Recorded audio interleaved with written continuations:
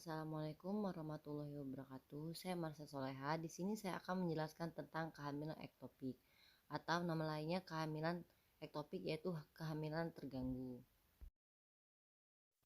Pada kehamilan ektopik, sel telur yang telah dibuahi tidak menempel pada rahim, melainkan pada organ lain. Tuba Fallopi adalah organ yang paling sering ditempeli sel telur pada kehamilan ektopik. Selain tuba Fallopi, bisa terjadi juga di indung telur dan leher rahim. Bisa didefinisikan kehamilan ektopik adalah kehamilan implementasi blastosisnya terjadi di luar kavum uteri. Adapun resiko kehamilan ektopik yaitu yang pertama adalah pernah mengalami tubektomi, riwayat ektopik keluarga, pernah mengalami prosedur bayi tabung, mengkonsumsi pil progesteron, penggunaan kontrasepsi IUD, infeksi radang panggul dan infeksi lain perdarahan pada tuba Fallopi. Adapun gejala dan tanda kehamilan ektopik, yang pertama yaitu ada nyeri abdomen, yang kedua ada gangguan pada haid, yang ketiga bercak darah atau pendarahan vaginal, yang keempat ada nyeri bahu dan leher atau iritasi diafragma, yang kelima ada nyeri pada palpasi. Perut penderita biasanya tegang dan agak kembung. Setelah itu ada pembesaran uterus dan perubahan darah berwarna coklat. Adapun patologinya, yang pertama yaitu hasil konsumsi mati dini dan diresepsi, yang kedua ada abortus ke dalam luben tuba, setelah itu ada ruptur dinding tuba. Ada beberapa jenis kehamilan ektopik, antara lain yang pertama yaitu kehamilan abdominal.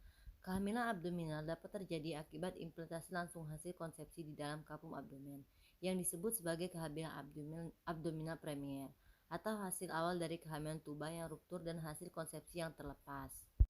Yang kedua ada kehamilan servikal. Riwayat dilatasi dan kuret merupakan faktor prediopsopsi kehamilan servikal. Ditemukan pada lebih dari 2/3. Gejala umum ditemukan adalah pendarahan pervaginan tanpa ada rasa nyeri. Pada umumnya septum membesar, hipermesis atau cyanosis. Yang ketiga kehamilan ovarial. Kehamilan ovarial seringkali dikacaukan dengan pendarahan corpus luteum saat pembedahan. Kantong kehamilan berhubungan dengan uterus melalui ligamentum ovarium, jaringan ovarium di dinding kantong gestasi. Selanjutnya gambaran klinik. Yang pertama ada amenore. Lamanya amenore bervariasi dari beberapa hari sampai beberapa bulan.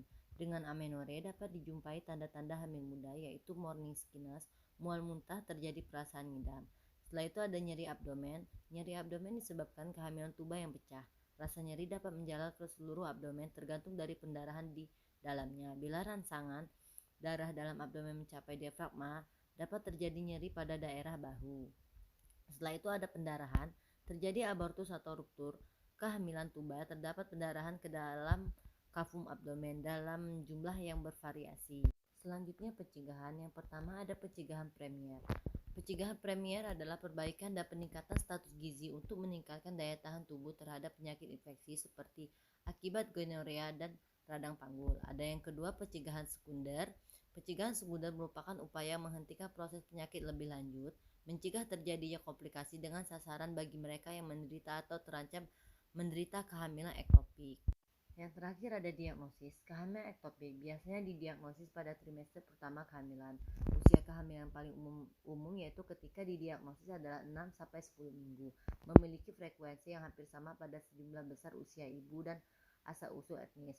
Dokumentasi tentang faktor-faktor risiko merupakan bagian esensial dari anamnesis, dan pasien-pasien klinis asimptomatis dengan faktor-faktor risiko dapat mengambil manfaat dan pencitraan rutin. Sekian penjelasan dari saya tentang kehamilan ektopik. Semoga apa yang saya sampaikan bisa bermanfaat untuk kita semua. Saya akhiri, wassalamualaikum warahmatullahi wabarakatuh.